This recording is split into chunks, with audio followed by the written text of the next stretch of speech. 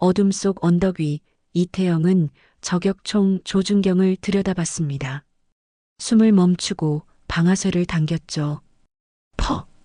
800m 거리의 경비원이 쓰러졌습니다. 한 발, 두 발, 세 발. 단 한 발도 빗나가지 않았어요.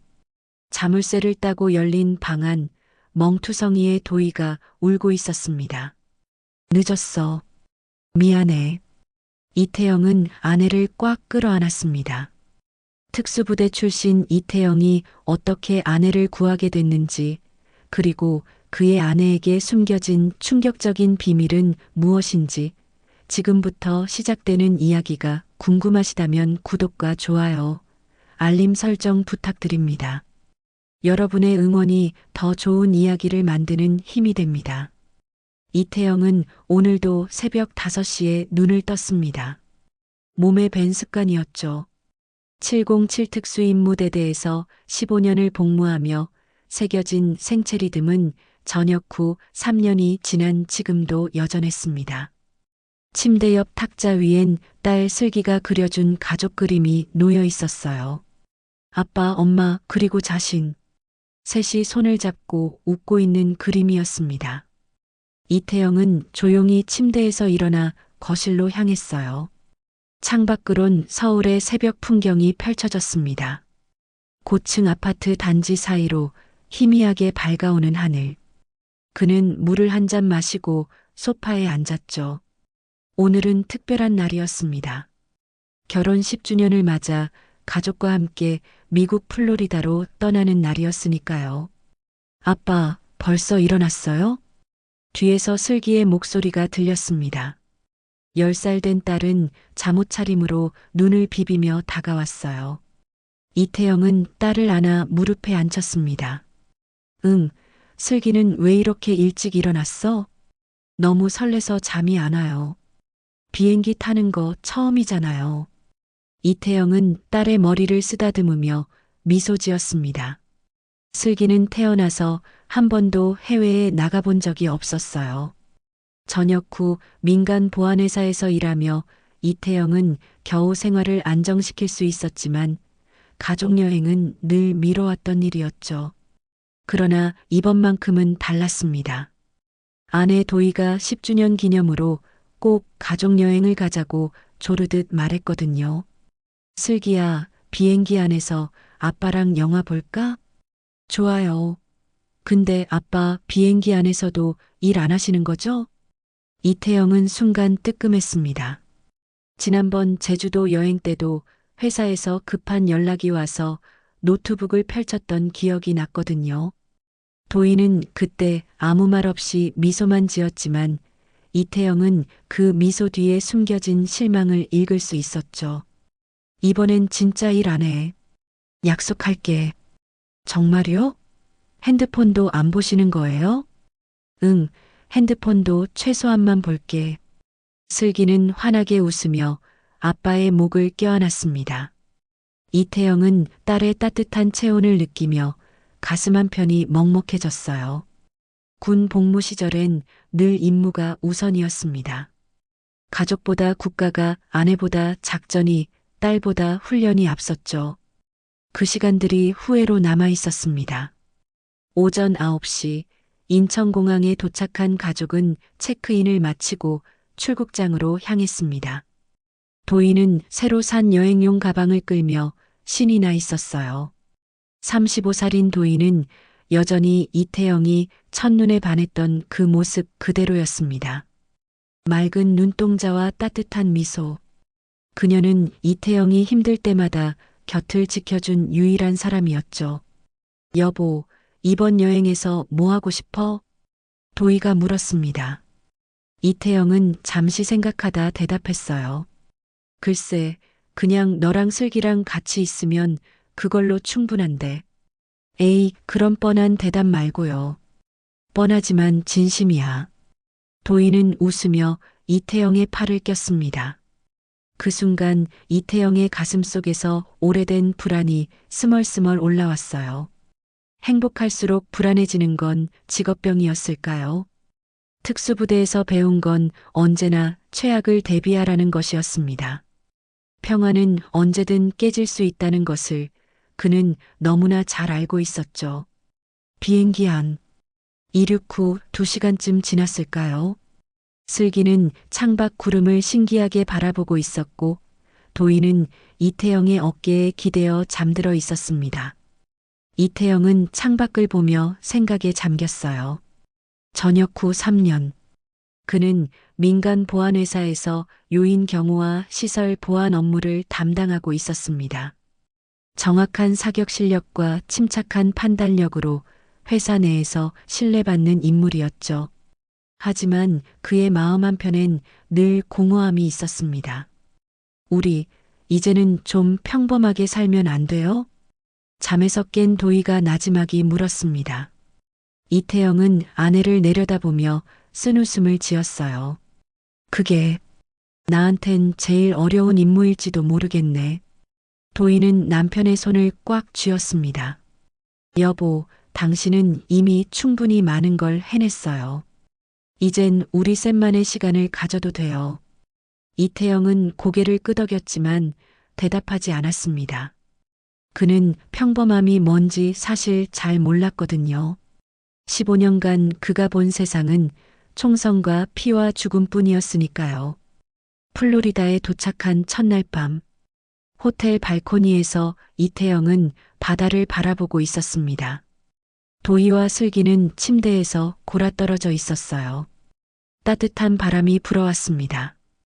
야자수가 바람에 흔들리는 소리, 파도가 해안을 때리는 소리, 평화로웠습니다.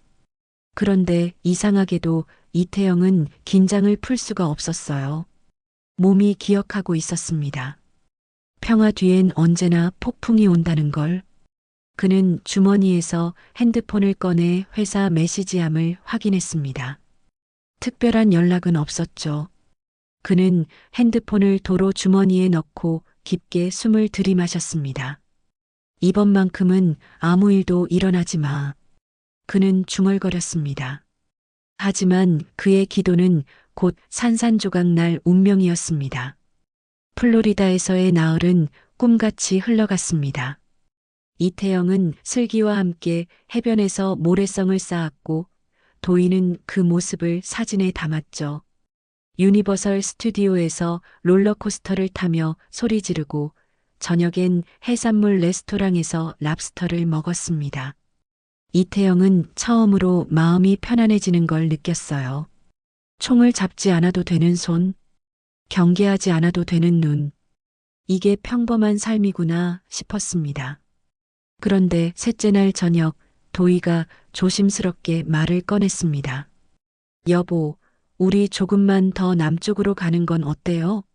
남쪽? 어디 말이야? 멕시코요. 칸쿤이나 플라야 델 카르멘 같은데. 거기 바다가 정말 예쁘대요.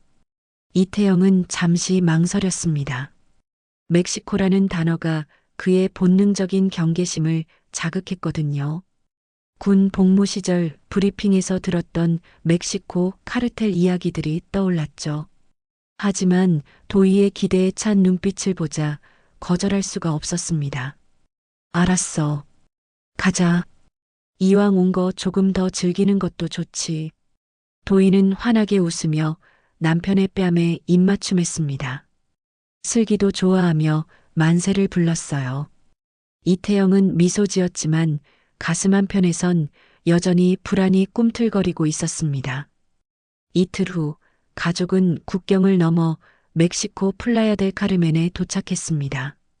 공항에서 나오자마자 후끈한 열기와 향신료 냄새가 코를 찔렀어요. 택시를 타고 호텔로 가는 길, 창밖으론 형형색색의 건물들이 펼쳐졌습니다. 거리엔 음악이 흘러나왔고 사람들은 여유롭게 걸어 다녔죠. 와, 여기 진짜 예쁘다. 슬기가 소리쳤습니다. 도희도 신이 나서 연신 사진을 찍었어요. 이태영만이 주변을 예리하게 살피고 있었습니다. 거리 모퉁이마다 서 있는 남자들, 낡은 픽업 트럭에 탄 채 느릿하게 지나가는 차량들. 그의 감각이 무언가를 감지하고 있었죠. 호텔에 짐을 풀고 나서 가족은 해안도로를 따라 산책을 나갔습니다. 석양이 지고 있었어요. 붉은 하늘 아래로 카리브해가 황금빛으로 물들었습니다. 도희는 남편의 팔짱을 끼고 걸으며 말했어요. 이렇게 좋은데 왜 진작 안 왔을까요? 그러게. 내가 너무 바빴나 봐. 이제부터라도 자주 오면 되죠. 우리 셋이서. 이태영은 고개를 끄덕였습니다. 슬기는 앞서거니 뒤서거니 뛰어다니며 조개 껍데기를 주었어요. 평화로운 순간이었습니다. 너무나 평화로워서 오히려 불안했죠. 여보, 나 잠깐 호텔 들렀다 올게요. 슬기랑 먼저 저기 아이스크림 가게 가 있어요. 도희가 갑자기 말했습니다. 이태영은 고개를 갸웃했어요. 뭐 필요한 거 있어? 내가 다녀올까? 아니에요. 금방 다녀올게요. 도희는 서둘러 호텔 쪽으로 걸어갔습니다. 이태영은 뭔가 이상하다는 느낌을 받았지만 슬기가 손을 잡아 끌며 재촉하는 바람에 그냥 아이스크림 가게로 향했죠. 30분쯤 지났을까요? 도희가 돌아오지 않았습니다. 이태영은 핸드폰을 꺼내 전화를 걸었어요. 신호는 갔지만 받지 않았습니다. 다시 걸었습니다. 여전히 받지 않았죠. 가슴이 철렁 내려앉았습니다. 슬기야, 엄마한테 같이 가자. 이태영은 딸의 손을 잡고 서둘러 호텔로 향했습니다. 로비에 물어봤지만 도희는 들어오지 않았다고 했어요. 객실로 올라가 문을 열었습니다. 아무도 없었습니다. 침대 위엔 도희의 가방이 그대로 놓여 있었죠. 아빠, 엄마 어디 갔어요? 슬기의 목소리가 떨렸습니다. 이태영은 침착하게 대답했어요. 엄마 금방 올 거야. 우리 여기서 기다리자. 하지만 그의 손은 이미 허리춤으로 가고 있었습니다. 총이 없다는 걸 확인하자 이태영은 이를 악물었죠. 그는 객실 전화기를 들어 프런트에 다시 전화했습니다. CCTV를 확인해달라고 요청했어요. 10분 후 직원이 올라와 말했습니다. 손님 부인은 호텔에 들어오지 않으셨습니다. 해안도로에서 검은색 차량에 탑승하는 모습이 찍혔습니다. 이태영의 머릿속이 하얘졌습니다. 납치. 그 단어가 뇌리를 스쳤죠. 그는 즉시 경찰에 신고하려 했지만 프런트 직원이 손사래를 쳤습니다. 손님, 여기선 경찰이 별로 도움이 안 됩니다. 오히려 더 위험해질 수 있어요. 무슨 소리야? 이 지역엔 조직이 있습니다. 경찰도 그들과 연결되어 있어요. 이태영은 주먹을 불끈 쥐었습니다. 그 순간 핸드폰이 울렸어요. 낯선 번호였습니다. 그는 슬기를 침대에 앉히고 전화를 받았습니다. 여보세요. 이태영 씨 맞습니까? 낯선 남자의 목소리였습니다. 스페인어 억양이 섞인 한국어였죠. 당신 누구야? 그건 중요하지 않습니다. 중요한 건 지금 당신 아내가 우리와 함께 있다는 겁니다. 이태영의 손이 떨렸습니다. 하지만 목소리는 차갑게 가라앉았죠. 아내를 당장 돌려보내. 물론이죠. 조건만 맞으면 말입니다. 20만 달러 상당의 비트코인. 12시간 안에 이체하지 않으면 당신 아내의 목숨은 보장 못합니다. 두 사람의 생사를 직접 확인해야 거래한다. 잠시 침묵이 흘렀습니다. 그리고 곧 전화기 너머로 도희의 흐느낌이 들려왔어요. 여보, 미안해요. 슬기는 괜찮아요? 도희, 지금 어디야? 엄마, 슬기가 소리쳤습니다. 이태영은 딸을 진정시키며 전화기에 대고 낮게 말했어요. 내 딸한텐 손대지 마. 돈은 줄 테니 조건을 말해. 12시간 후 다시 연락하겠습니다. 경찰에 신고하면 아내는 죽습니다. 전화가 끊겼습니다. 이태영은 핸드폰을 쥔 채 굳어 있었습니다. 슬기는 울음을 터뜨렸어요. 이태영은 딸을 끌어안으며 속삭였습니다. 괜찮아. 아빠가 엄마 꼭 데려올게. 하지만 그의 눈빛은 이미 변해 있었습니다. 사냥꾼의 눈이었죠. 이태영은 슬기를 재운 뒤 발코니로 나갔습니다. 밤바다가 검게 출렁이고 있었어요. 그의 머릿속은 빠르게 돌아가고 있었습니다. 12시간, 20만 달러, 비트코인. 시간은 촉박했고 돈은 당장 마련할 수 없었죠. 하지만 이태영은 돈을 줄 생각이 없었습니다.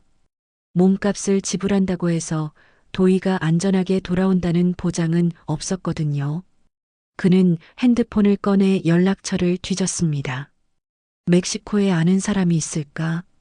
잠시 고민하다 한 이름이 떠올랐어요. 김재훈, 멕시코시티 한국 대사관에서 근무하는 외교관이었습니다. 7년 전 중동 작전 당시 현지 대사관과 협력했던 인물이었죠. 이태영은 망설임 없이 전화를 걸었습니다. 3번의 신호음 끝에 목소리가 들렸습니다. 여보세요? 재훈 형, 나 이태영이야. 태영이? 이게 얼마만이야? 무슨 일이야? 급한 일이야.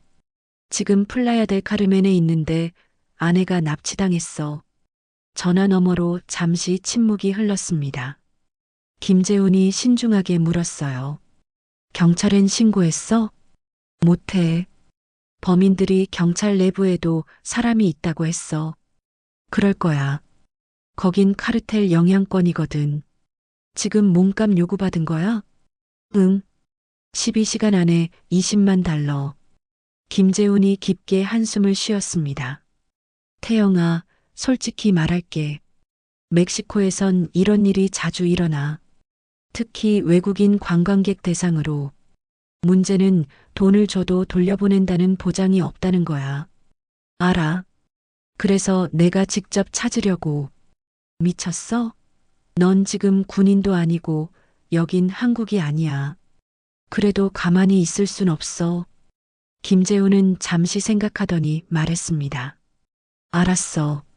내가 국정원 중남미 지부 쪽에 연락해 볼게. 비공식적으로 도움받을 수 있을 거야. 그리고 플라야 델 카르멘 쪽 정보망도 알아봐 줄게. 고마워, 형. 근데 태영아, 절대 무리하지 마. 넌 지금 혼자야. 전화를 끊고 이태영은 다시 생각에 잠겼습니다. 무기가 필요했어요. 멕시코에서 총기를 구하는 건 불가능하진 않았습니다. 불법이지만 암시장이 존재했거든요. 그는 군 시절 중남미 작전 브리핑에서 들었던 정보를 되살렸습니다. 플라야 델 카르멘 북쪽 외곽. 그곳엔 무기상들이 모여있는 지역이 있었죠. 다음 날 새벽 이태영은 슬기를 호텔 직원에게 부탁하고 혼자 밖으로 나갔습니다. 택시를 타고 외곽으로 향했어요. 운전사는 그가 가려는 곳을 알고는 고개를 저었지만 이태영이 100달러를 건네자 입을 다물었습니다. 30분쯤 달렸을까요? 택시는 낡은 건물들이 늘어선 골목 앞에 멈췄습니다. 이태영은 내려서 주변을 살폈어요. 좁은 골목 안쪽으로 형광등 불빛이 희미하게 새어나왔습니다. 그는 조심스럽게 걸어 들어갔죠. 작은 철문 앞에 덩치 큰 남자가 서 있었습니다. 문신으로 뒤덮인 팔. 스페인어로 뭐라고 물었지만 이태영은 알아듣지 못했어요. 그는 손짓으로 총을 쏘는 신용을 했습니다. 남자는 잠시 이태영을 훑어보더니 고개를 끄덕이고 문을 열어줬죠.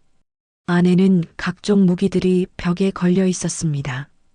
권총, 소총, 심지어 수류탄까지.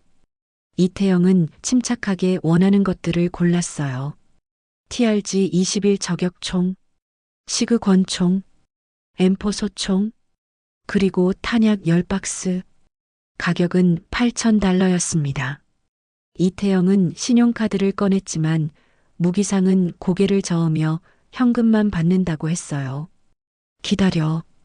이태영은 밖으로 나와 근처 은행 ATM을 찾았습니다.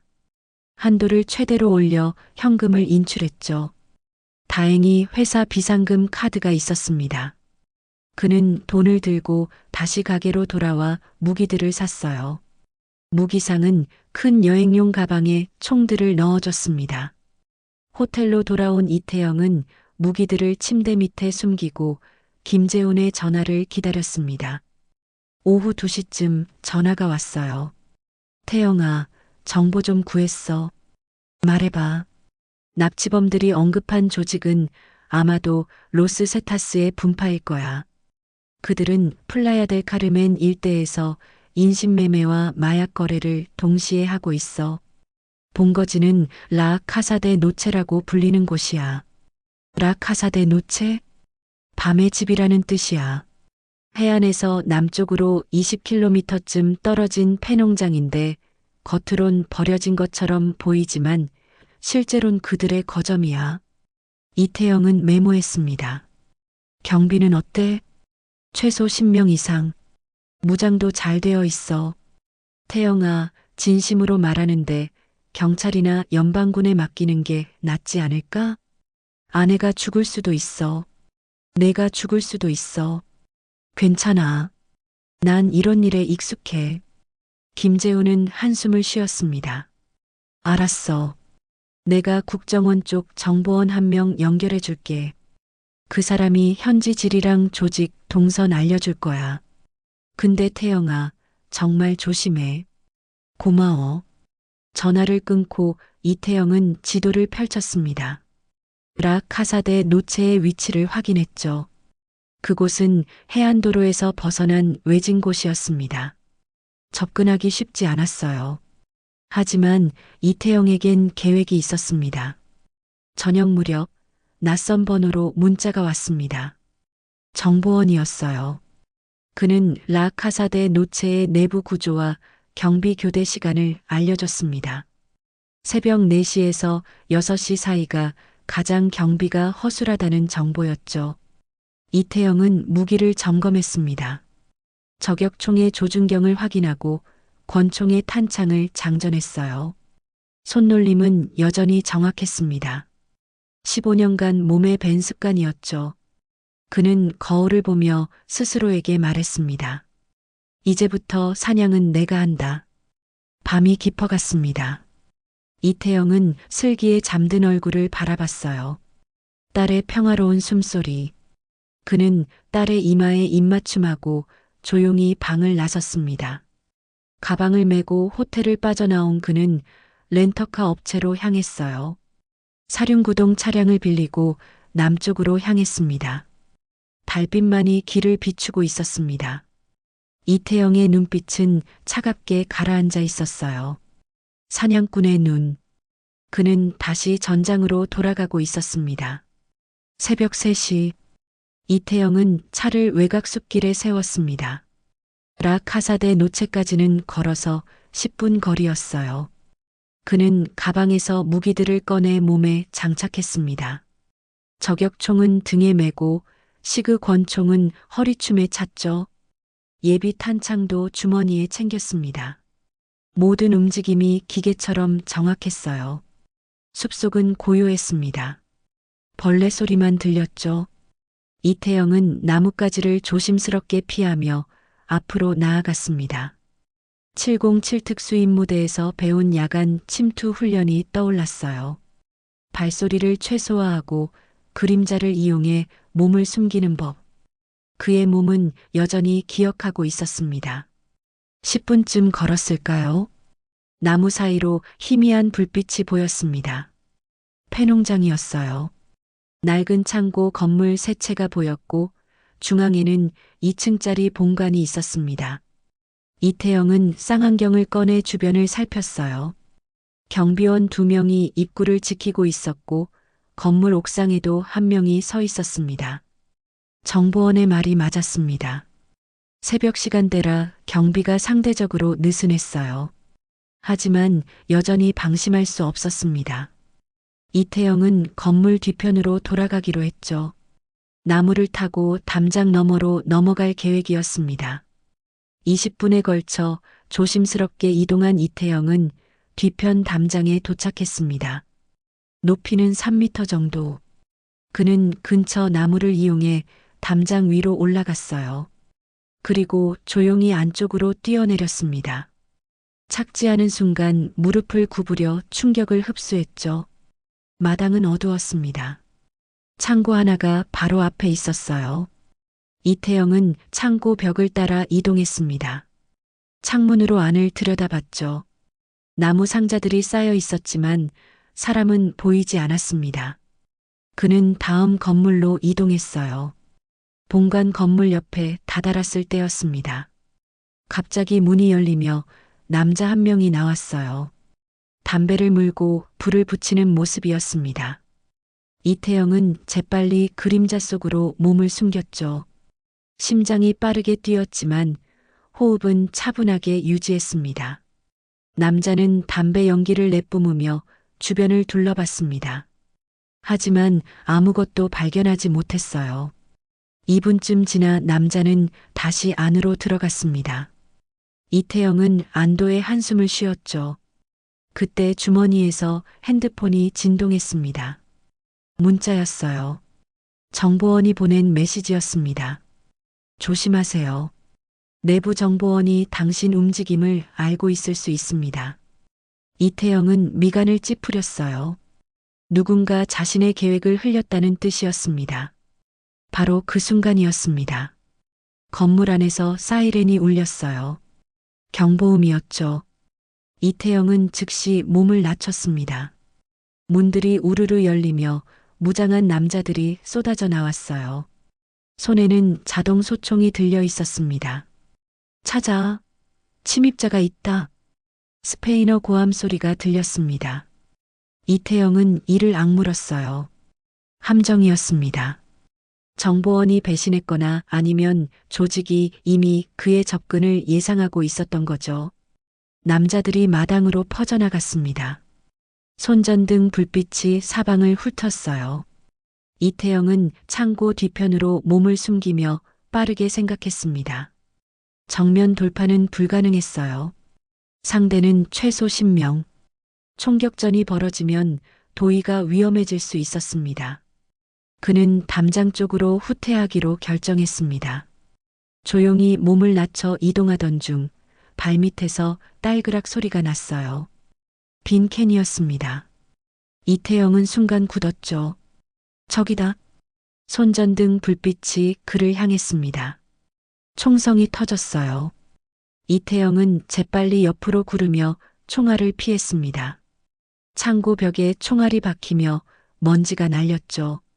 그는 권총을 빼들고 반격했습니다. 2발. 정확히 손전등을 겨냥한 사격이었어요.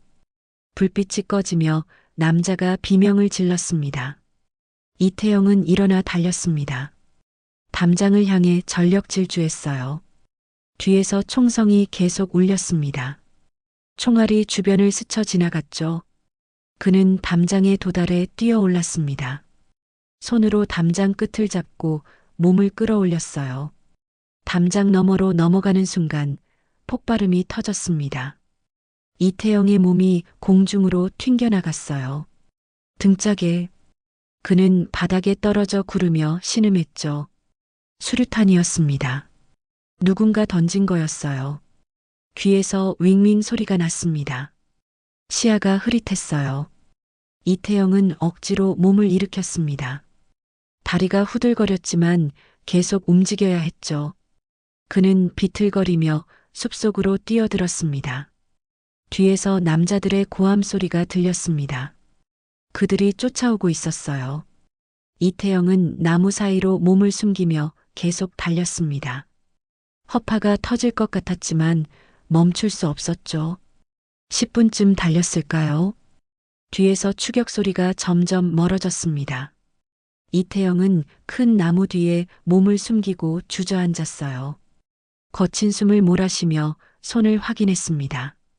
피가 묻어 있었죠. 등을 만져보니 옷이 찢어져 있었습니다. 파편에 맞은 거였어요. 그의 손에 무언가 만져졌습니다. 주머니를 뒤져보니 작은 머리핀이 있었어요. 슬기의 것이었습니다. 언제 주머니에 들어갔는지 기억나지 않았지만 그 순간 딸의 얼굴이 떠올랐죠. 핸드폰이 다시 진동했습니다. 문자였어요. 낯선 번호였습니다. 내가 한 발짝 다가올 때마다 한 명씩 사라질 거야. 이태영은 이를 악물었습니다. 협박이었죠. 그들은 자신의 움직임을 알고 있었습니다. 이태영은 머리핀을 꽉 쥐고 속삭였습니다. 내가 끝내기 전까진 아무도 죽지 않는다. 그는 일어나 차가 있는 곳으로 걸어갔습니다. 계획을 다시 짜야 했어요. 정면 돌파는 실패했습니다. 이제 다른 방법을 찾아야 했죠.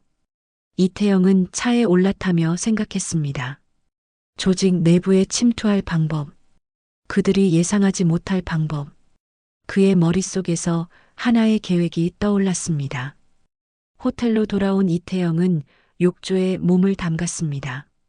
찬물이 상처를 자극했지만 참았어요. 거울을 보니 등에 파편 자국이 여러 개 나 있었습니다. 다행히 깊지 않았죠. 그는 구급상자에서 소독약을 꺼내 상처를 치료했습니다. 슬기는 여전히 침대에서 자고 있었습니다.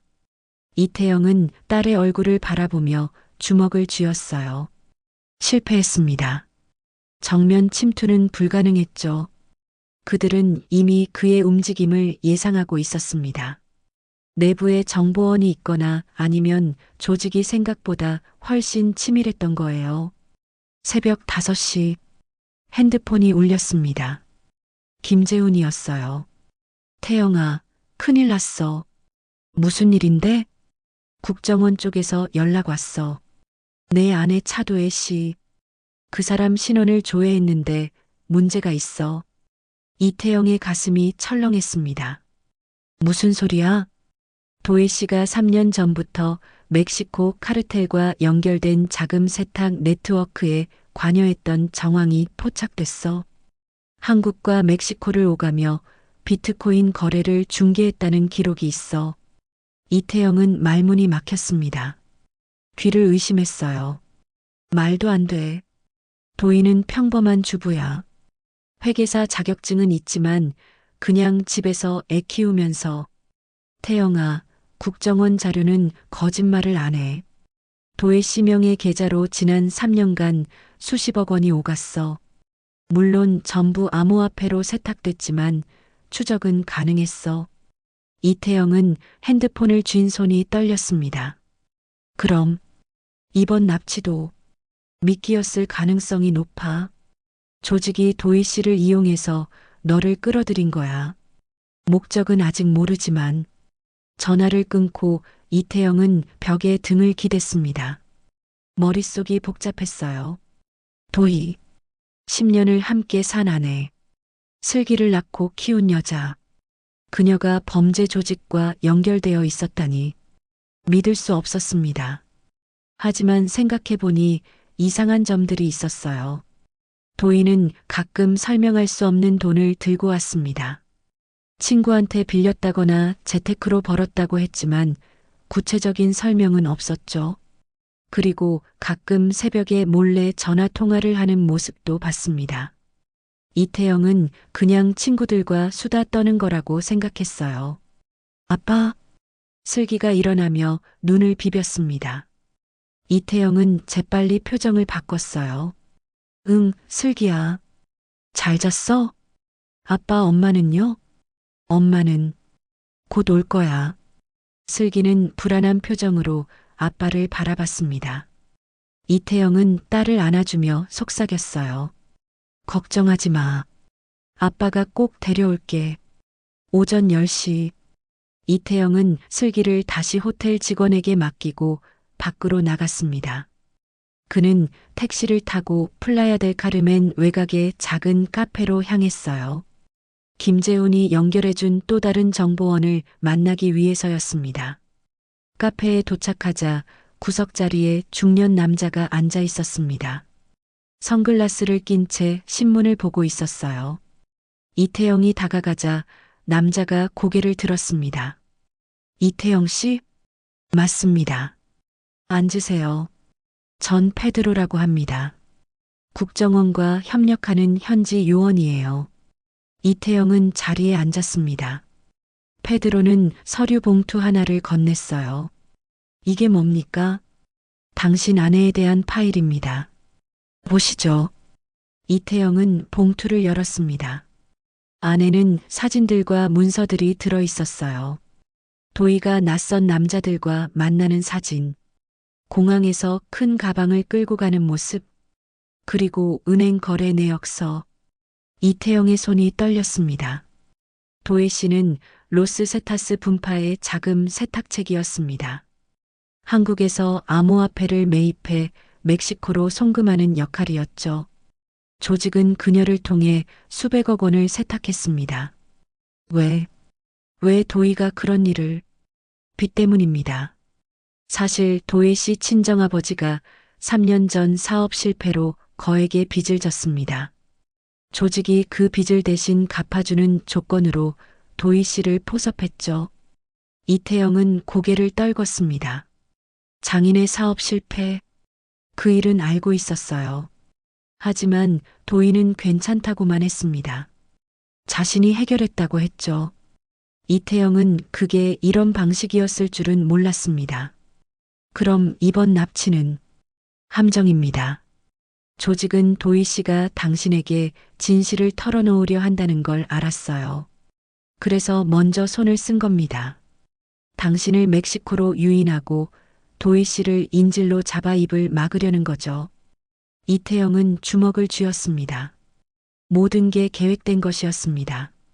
플로리다 여행도, 멕시코행 제안도, 납치도. 도희는 어쩌면 자신과 슬기를 지키려고 이곳으로 온 건지도 몰랐어요. 도희는 지금 어디 있습니까? 라카사데 노체가 아닙니다. 그곳은 미끼였어요. 진짜 본부는 따로 있습니다. 페드로는 지도를 펼쳤습니다. 해안에서 50km 떨어진 곳에 빨간 표시가 있었어요. 여기입니다. 폐공장인데 조직의 진짜 거점이죠. 도희 씨는 여기 감금되어 있을 겁니다. 이태영은 지도를 뚫어지게 바라봤습니다.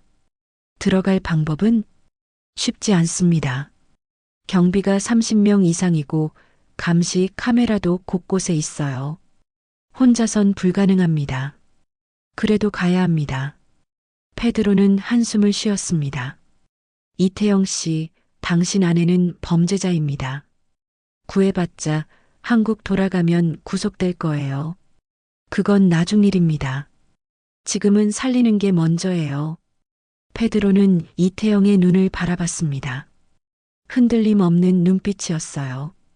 그는 고개를 끄덕이며 또 다른 서류를 건넸습니다. 공장 내부 구조도입니다.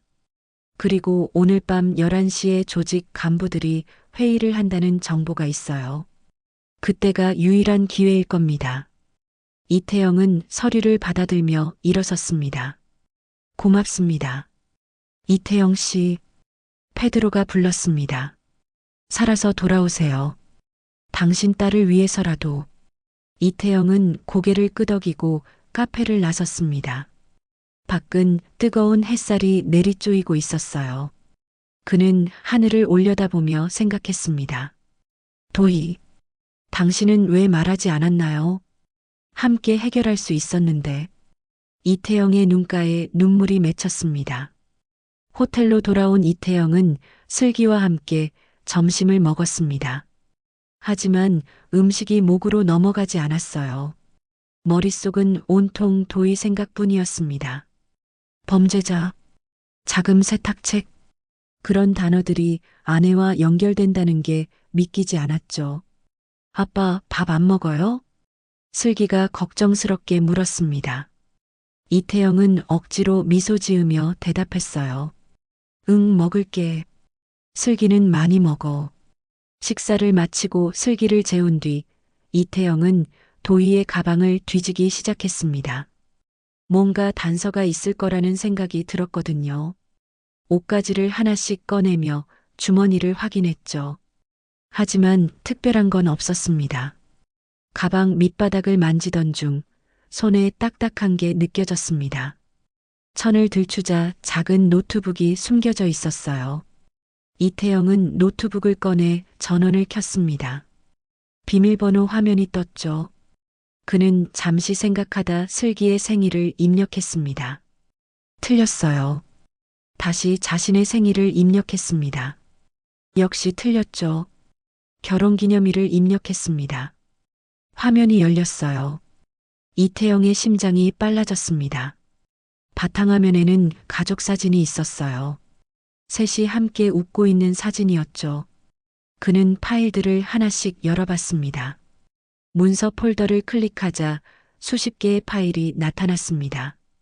엑셀 파일들이었어요. 이태영은 하나를 열었습니다. 날짜별로 정리된 거래 내역이었죠.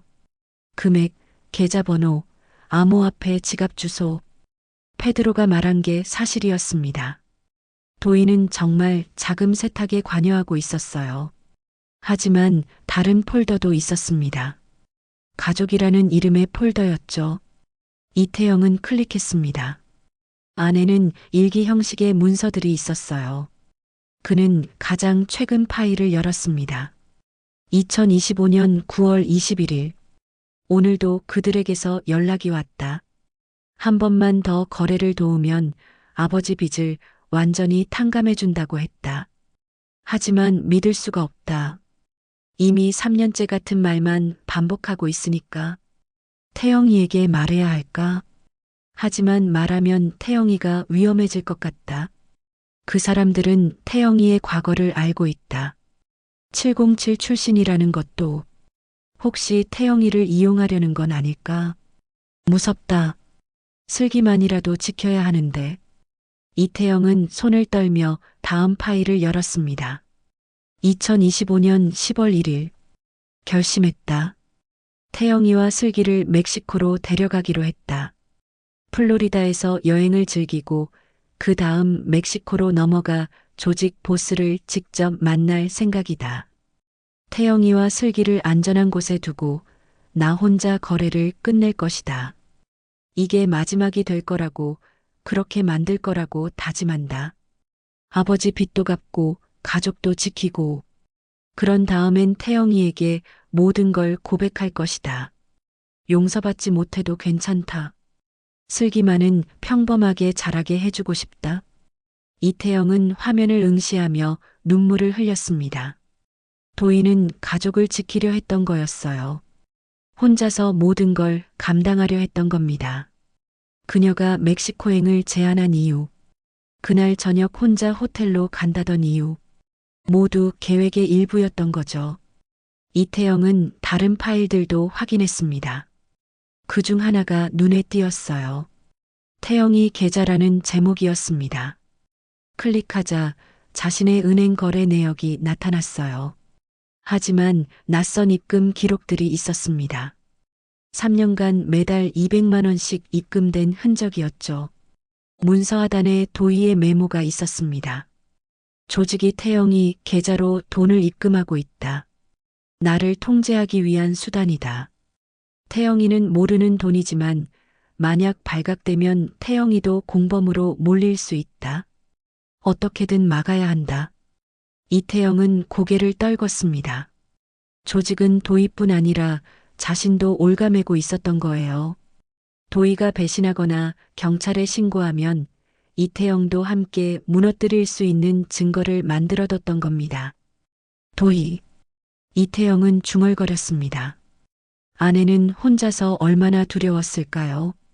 남편에게도 경찰에게도 말하지 못한 채 3년을 버텼던 거예요. 그는 노트북을 덮고 창밖을 바라봤습니다. 석양이 지고 있었어요. 그때 핸드폰이 울렸습니다. 낯선 번호였습니다. 이태영은 전화를 받았어요. 이태영. 목소리가 들렸습니다. 남자였죠. 당신 아내가 뭘 숨기고 있었는지 알았겠군요. 당신들이 도희를 협박한 거지. 협박? 아니요. 우린 거래를 했을 뿐입니다. 그녀 아버지 빚을 대신 갚아줬고 그 대가로 일을 시켰죠. 공평한 거래 아닙니까? 빚을 미끼로 사람을 범죄에 끌어들이는 게 공평하다고? 남자가 웃었습니다. 당신도 군대에서 배웠잖습니까? 세상에 공평한 건 없다는 걸, 힘 있는 자가 이긴다는 걸. 이태영은 이를 악물었습니다. 도의를 돌려보내. 물론이죠. 조건이 있습니다. 당신이 우리와 협력하세요. 무슨 소리야? 당신의 능력이 필요합니다. 707 출신의 저격수. 우린 당신 같은 사람을 찾고 있었어요. 우리를 위해 일하세요. 그럼 아내와 딸 모두 안전할 겁니다. 미쳤군. 미친 건 당신입니다. 혼자서 우릴 상대할 수 있다고 생각하는 게 말이죠. 오늘 밤 11시까지 답을 주세요. 거절하면 도희 씨는 내일 아침 바다에서 발견될 겁니다. 전화가 끊겼습니다. 이태영은 핸드폰을 내려놓고 침대에 앉았어요. 협력? 조직의 일원이 되라는 소리였습니다. 절대 받아들일 수 없었죠. 하지만 시간은 없었습니다. 오늘 밤까지. 이태영은 페드로가 준 공장 구조도를 펼쳤어요. 경비 배치도를 확인하며 침투 경로를 고민했습니다. 정면은 불가능했어요. 측면도 감시 카메라가 너무 많았죠. 그의 눈이 한 곳에 멈췄습니다. 공장 뒤편, 하수구 출입구가 표시되어 있었어요. 구조도엔 사용 안함이라고 적혀 있었습니다. 이태영은 이곳을 통해 들어갈 수 있을 거라 판단했죠. 그는 일어나 무기를 점검했습니다. 저격총, 권총, 수류탄 모두 준비됐어요. 슬기를 바라봤습니다. 딸은 평화롭게 자고 있었죠. 이태영은 딸의 이마에 입맞춤했습니다. 슬기야, 아빠가 엄마 데려올게. 조금만 기다려. 그는 호텔을 나섰습니다. 밤하늘엔 별이 빛나고 있었어요. 이태영은 차에 올라타며 속삭였습니다. 도혜, 미안하다. 내가 몰랐다. 이제는 내가 구할 차례야. 밤 10시. 이태영은 공장에서 800m 떨어진 언덕 위에 엎드렸습니다. TRG-21 저격총을 펼쳐놓고 조립했어요. 삼각대를 설치하고 조준경을 장착했습니다. 모든 움직임이 기계처럼 정확했죠. 15년간 몸에 밴 습관이었습니다. 조준경을 통해 공장을 살폈습니다. 3층짜리 건물이었어요. 1층엔 트럭 3대가 주차되어 있었고 경비원들이 순찰을 돌고 있었습니다. 2층 창문으로 불빛이 새어나왔죠. 회의가 진행 중인 것 같았습니다. 이태영은 천천히 숨을 고르며 경비원들의 동선을 파악했어요. 입구에 2명, 건물 측면에 3명, 옥상에 2명, 후면에 1명, 총 8명이 보였습니다. 페드로가 말한 것보다 적었어요. 아마도 회의 때문에 내부로 들어간 인원이 있는 것 같았죠. 이태영은 시계를 확인했습니다. 10시 30분. 바람은 초속 3m, 습도는 70%. 모든 조건을 계산했습니다. 하나씩 정리한다. 이태영은 낮게 중얼거렸습니다. 첫 번째 목표는 옥상의 경비원이었어요. 가장 시야가 넓은 위치였기 때문이죠. 조준경의 십자선이 경비원의 어깨에 맞춰졌습니다. 이태영은 숨을 멈췄어요. 심장 박동 사이에 고요한 순간 방아쇠를 당겼습니다. 퍽! 소음기가 장착된 총성은 작았습니다. 800m 떨어진 옥상에서 경비원이 비틀거리며 쓰러졌어요. 어깨에 맞았습니다. 죽이지 않았죠. 이태영은 살상을 최소화하려 했습니다. 두 번째 옥상 경비원이 쓰러진 동료에게 달려갔어요. 그 순간 이태영이 다시 쏘았습니다. 두 번째 경비원도 다리에 맞고 넘어졌죠. 건물 측면의 경비원 셋이 무전기로 뭔가 확인하고 있었습니다. 아직 상황을 파악하지 못한 것 같았어요. 이태영은 조준을 옮겼습니다. 세 번째 목표, 측면 경비원 중 가장 왼쪽에 선 남자였죠. 조준, 발사. 남자의 허벅지에 총알이 박혔습니다. 비명이 들렸어요. 나머지 두 명이 총을 들고 주변을 경계했습니다. 하지만 어둠 속 800m 거리에서 쏘는 이태영을 찾을 수는 없었죠. 네 번째 발, 다섯 번째 발, 두 명 모두 다리와 팔에 맞고 쓰러졌습니다. 이태영의 사격은 정확했어요. 단 한 발도 빗나가지 않았습니다. 입구에 경비원 두 명이 건물 안으로 뛰어들어갔습니다. 사이렌이 울렸어요. 이태영은 예상했던 반응이었습니다. 그는 재빨리 저격총을 분해하고 배낭에 넣었어요. 그리고 시그 권총을 빼들고 언덕을 내려갔습니다. 후면으로 돌아갔습니다. 하수구 출입구에 경비원 한 명이 무전기에 대고 소리치고 있었어요. 이태영은 조용히 접근했습니다. 그림자를 이용해 몸을 숨기며 30m까지 다가갔죠. 경비원이 이쪽을 돌아보는 순간 이태영이 쏘았습니다. 권총 한 발. 경비원의 어깨에 맞았어요. 남자가 쓰러지며 총을 떨어뜨렸습니다. 이태영은 달려가 경비원을 제압했습니다. 플라스틱 수갑으로 손목을 묶고 입에 테이프를 붙였어요. 그리고 하수구 입구에 자물쇠를 총으로 쏴서 부쉈습니다. 철문을 열고 안으로 들어갔죠. 어둠이 그를 삼켰습니다. 손전등을 켜고 터널을 따라 이동했어요.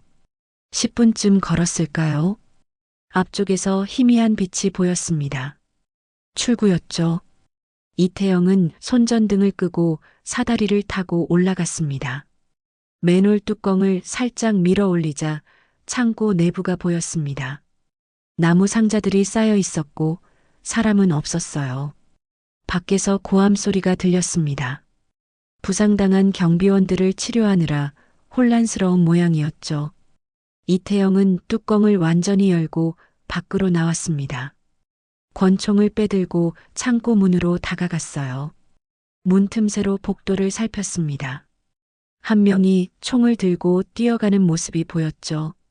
이태영은 기다렸습니다.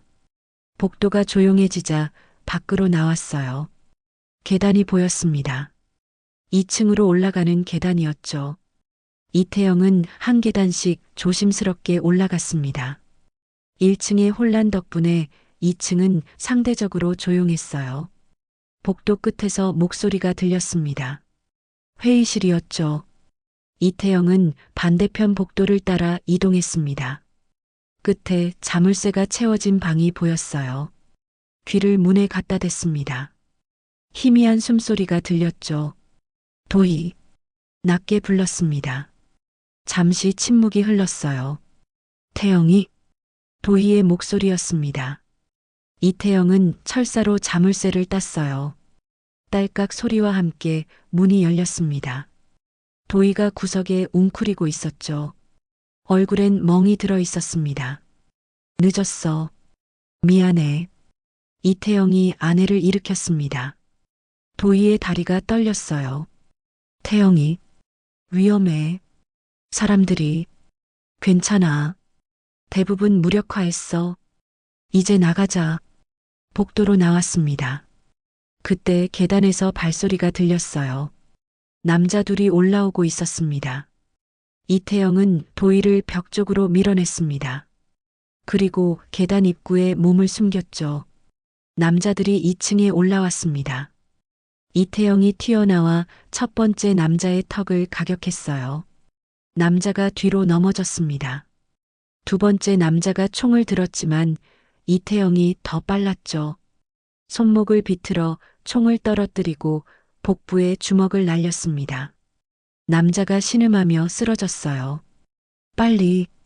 도희의 손을 잡고 계단을 내려갔습니다. 1층은 여전히 혼란스러웠어요. 부상자들이 여기저기 쓰러져 있었고 몇몇은 서로를 부축하고 있었습니다. 이태영은 그 틈을 타 창고로 향했죠. 창고에 도착해 맨홀 뚜껑을 열었습니다. 먼저 내려가. 도희가 사다리를 타고 내려갔습니다. 뒤에서 고함 소리가 들렸어요. 누군가 그들을 발견한 거였습니다.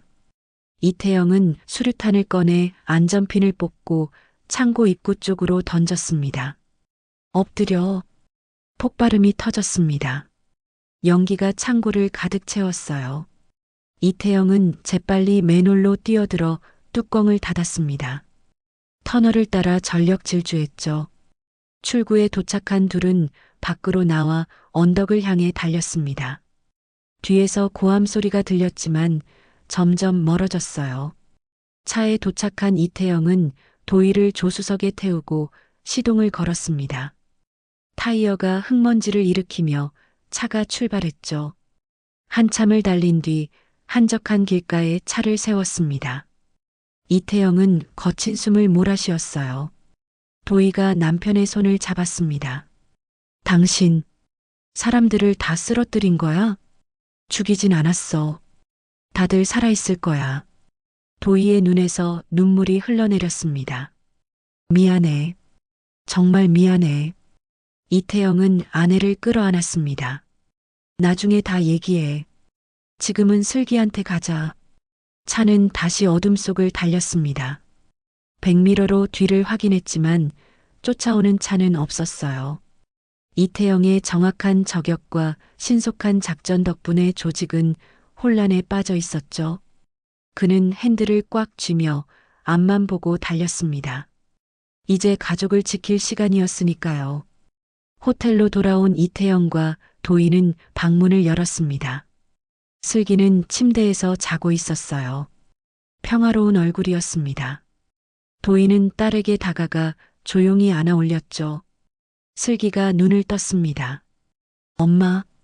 응, 슬기야. 엄마야. 슬기는 엄마를 꽉 껴안으며 울음을 터뜨렸습니다. 이태영은 그 모습을 바라보며 가슴이 먹먹했어요. 가족이 다시 모였습니다. 하지만 아직 끝난 게 아니었죠. 짐 싸. 지금 당장 여길 떠나야 해. 이태영이 말했습니다. 도희는 고개를 끄덕였어요. 둘은 서둘러 짐을 챙겼습니다. 10분도 안 걸렸죠.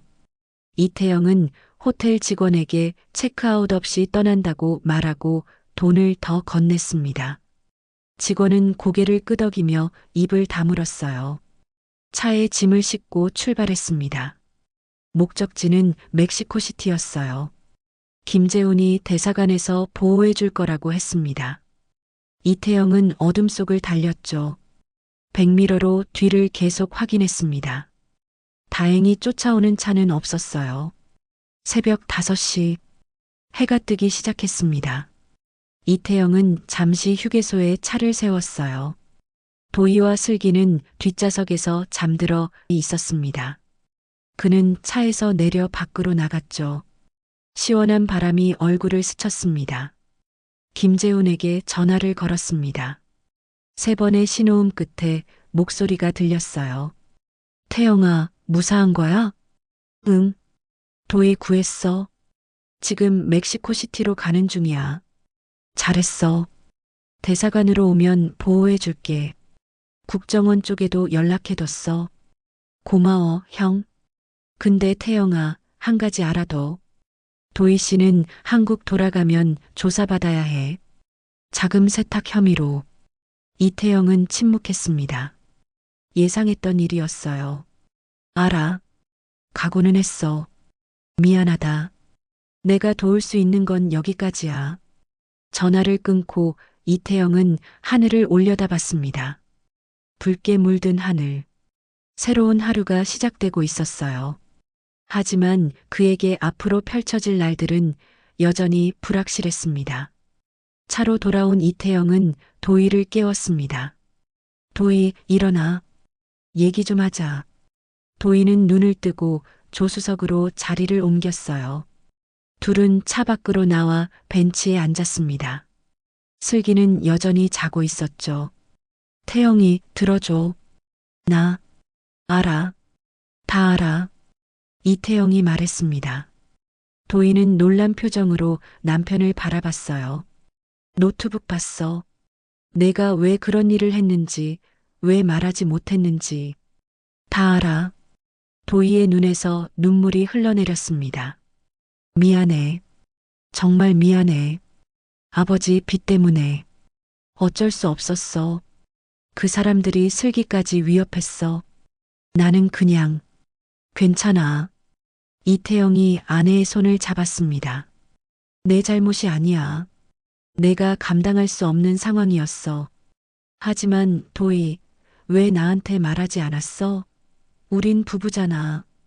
당신까지 위험해질까봐 무서웠어. 당신은 이미 충분히 많은 걸 희생했잖아. 나 때문에 또 힘든 일을 겪게 하고 싶지 않았어. 이태영은 아내를 끌어안았습니다. 바보 같은 소리. 우린 가족이야. 함께 짊어져야 하는 거야. 도희는 남편의 품에서 한참을 울었습니다. 이태영은 아내의 등을 쓰다듬으며 생각했어요. 앞으로 어떻게 될까? 도희는 조사받을 거고 처벌받을 수도 있었습니다. 하지만 중요한 건 가족이 함께 있다는 것이었죠. 오후 3시 멕시코시티 한국 대사관에 도착했습니다. 김재훈이 입구에서 기다리고 있었어요. 그는 이태영을 포옹하며 말했습니다. 정말 무사해서 다행이야. 형 덕분이야. 김재훈은 도희와 슬기에게도 인사했습니다. 그리고 셋을 대사관 안으로 안내했죠. 안전한 공간이었습니다. 이태영은 비로소 긴장이 풀렸어요. 사흘 후 가족은 한국행 비행기를 탔습니다. 국정원이 동행했어요. 도희는 입국하자마자 조사를 받게 될 거였습니다. 비행기 창밖으로 멕시코가 멀어졌어요. 이태영은 아내의 손을 잡았습니다. 두렵지? 응. 하지만 괜찮아. 당신이랑 슬기가 있으니까. 슬기가 엄마에게 기대어 잠들어 있었습니다. 이태영은 딸의 머리를 쓰다듬으며 속삭였어요. 우리 다시 시작하자. 어떻게든 해낼 거야. 한국에 도착한 도희는 검찰 조사를 받았습니다. 하지만 그녀가 협박에 의해 범죄에 가담했다는 증거들이 제출됐어요. 이태영이 멕시코에서 가져온 노트북 자료들이었죠. 결국 도희는 집행유예를 받았습니다. 감옥에 가지 않아도 됐어요. 6개월 후 이태영은 회사를 그만뒀습니다. 그리고 작은 카페를 열었어요. 도희가 함께 운영했죠. 슬기는 학교에 잘 적응하고 있었습니다. 가족은 주말마다 바다에 갔어요. 이태영이 약속했던 것처럼 어느 토요일 오후 강릉 바닷가였습니다. 파도가 밀려왔다 물러갔어요. 슬기는 모래성을 쌓고 있었고 도희는 그 옆에서 사진을 찍고 있었습니다. 이태영은 조금 떨어진 곳에 앉아 가족을 바라봤어요. 도희가 다가와 옆에 앉았습니다. 뭐 생각해? 그냥 우리 여기까지 왔구나 싶어서. 힘들었지? 응. 하지만 후회는 안 해. 도희는 남편의 손을 잡았습니다. 고마워. 날 포기하지 않아줘서. 당연한 거야. 넌 내 아내잖아. 둘은 잠시 침묵 속에 앉아 있었습니다. 파도 소리만 들렸어요. 평화로웠습니다. 진짜 평화였죠. 총성도 위협도 없는. 우리 다시 여행 가면 어디 갈까? 도희가 물었습니다. 이태영은 웃으며 대답했어요. 이번엔 훈련 말고 여행으로. 제주도 어때? 비행기로 1시간이면 가잖아. 좋아. 슬기도 좋아할 거야. 슬기가 뛰어왔습니다. 아빠, 엄마, 조개 주었어요. 이태영은 딸을 안아 올렸습니다. 슬기가 깔깔 웃었어요. 도희도 함께 웃었죠. 이태영은 가족을 바라보며 생각했습니다. 이제는 그 어떤 전장보다 더 무서운 그리움이라는 싸움을 하지 않아도 되겠구나.